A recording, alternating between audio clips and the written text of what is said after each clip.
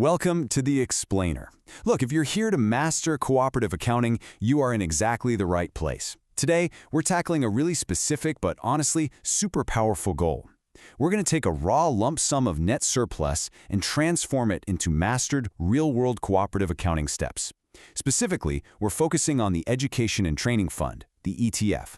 We'll trace its whole journey right from a basic percentage calculation all the way into the official ledgers. So grab your notepads, because we're going to make this crystal clear and hey, maybe even a little bit fun. Okay, let's dive into this. We're going to follow the logical life cycle of a fund, starting with the cooperative allocation rule, then tracking multi-year fund balances, recording the initial allocation, and finally, expensing and closing those funds. All right, Section 1, the cooperative allocation rule, setting the foundation. So before we can actually spend any money on training our cooperative members, we've got to create the fund from the net surplus. And to do that, we follow the statutory rules set by the Cooperative Development Authority, or CDA. It's basically a two-step process.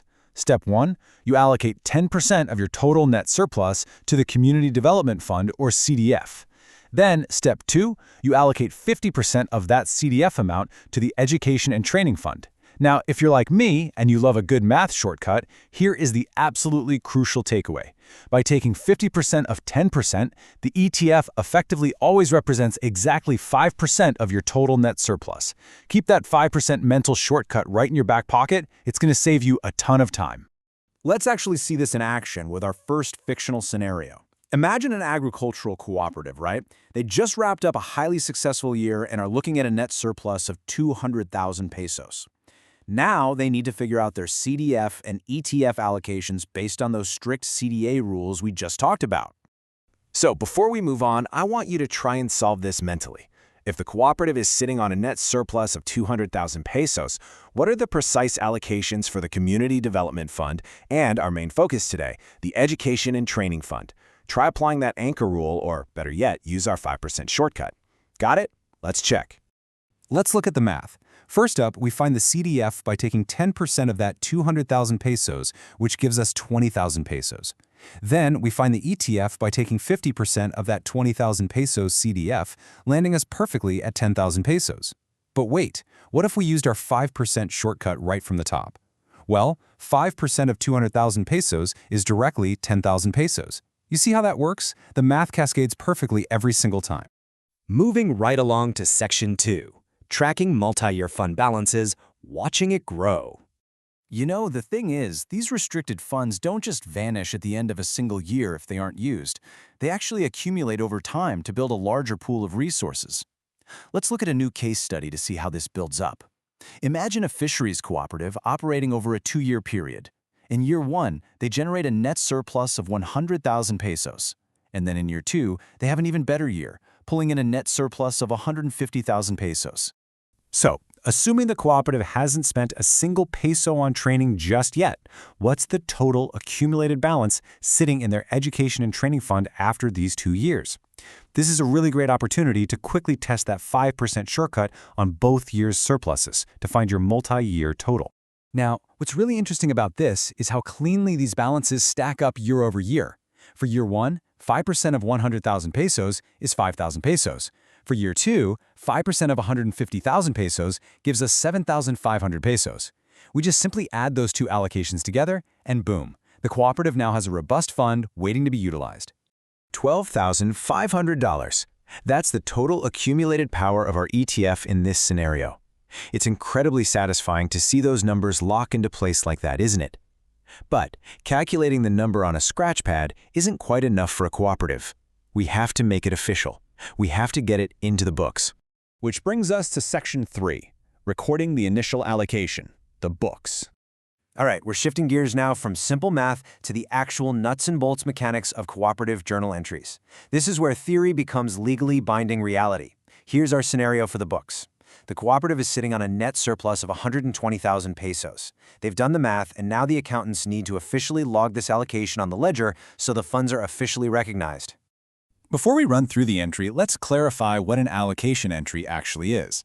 It's the accounting process of legally setting aside money from the undivided net surplus into a restricted fund. Think of it like building a legal fence around this training money.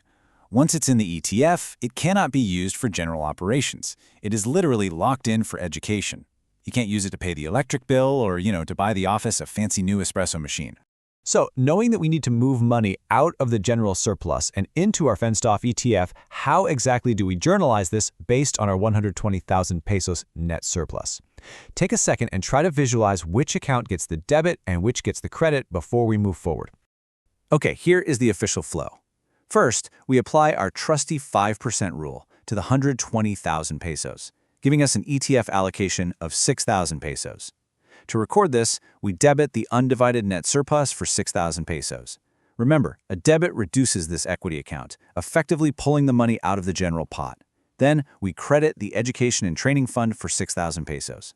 This credit establishes our reserve liability, officially parking those funds securely behind our legal fence. And now, the home stretch. Section 4, Expensing and Closing Funds, the final step.